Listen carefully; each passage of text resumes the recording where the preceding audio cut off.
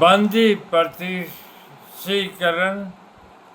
Habeas corpus के मामले में आंतरिक सुरक्षा अधिनियम की धारा 3 के अधीन निरुद्ध जिनको बंदी बना कर रखा है, अनेक व्यक्तियों ने अपने निरोध की वैधता को चुनौती देते हुए विभिन्न उच्च न्यायालयों में बंदी प्रत्यक्षीकरण हैबेस कॉर्पस रिट के लिए पिटीशन दाखिल किए। सरकार की ओर से ये आपत्ति उठाई गई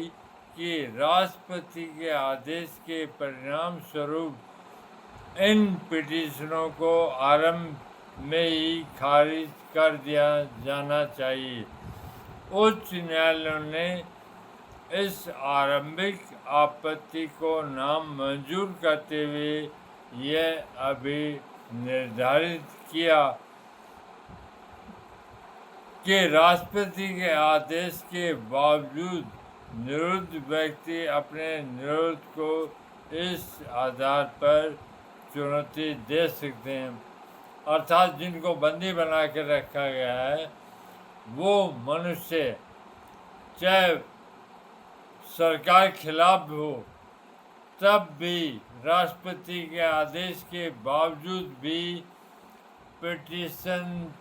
हाई कोर्ट में आर्टिकल 226 के तहत दायर कर सकता है और उसकी सुनवाई जरूर होगी। इस आधार पर चुनौती दे सकते हैं कि यह अधिकारिता है। इस आधार पर चुनौती दी जा सकती है कि ये अधिकार है, अर्थात ऐसे व्यक्ति द्वारा दिया गया जिसे अधिकार नहीं है या अत्यधिक प्रत्यायोजन का दोषी है या नियमित अधिनियम के उपबंधों के अनुरूप नहीं है। राज्य ने उच्च न्यायालयों के इस निर्णय के विरुद्ध उच्चतम न्यायालय में अपील दाखिल की। उच्चतम न्यायालय ने सरकार द्वारा उठाई गई आपत्ति को स्वीकार करते हुए यह अभी निर्धारित किया कि अनुच्छेद आर्टिकल 359 के अधीन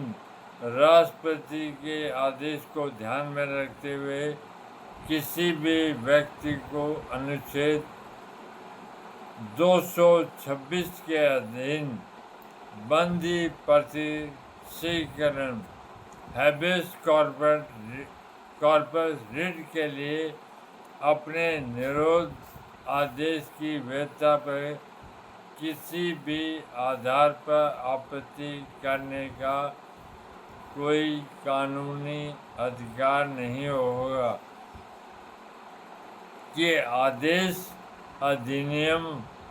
के उपबंधों के उल्लंघन में किया गया है या अवैध है या असद्भावपूर्वक किया गया है या असंगत बातों पर आधारित है। उच्चतम न्यायालय ने इस निर्णय द्वारा ये फैसला दिया कि राष्ट्रपति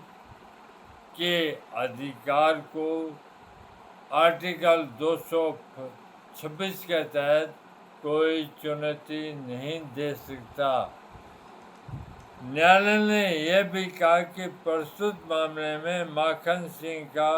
विनिश्चय लागू नहीं होगा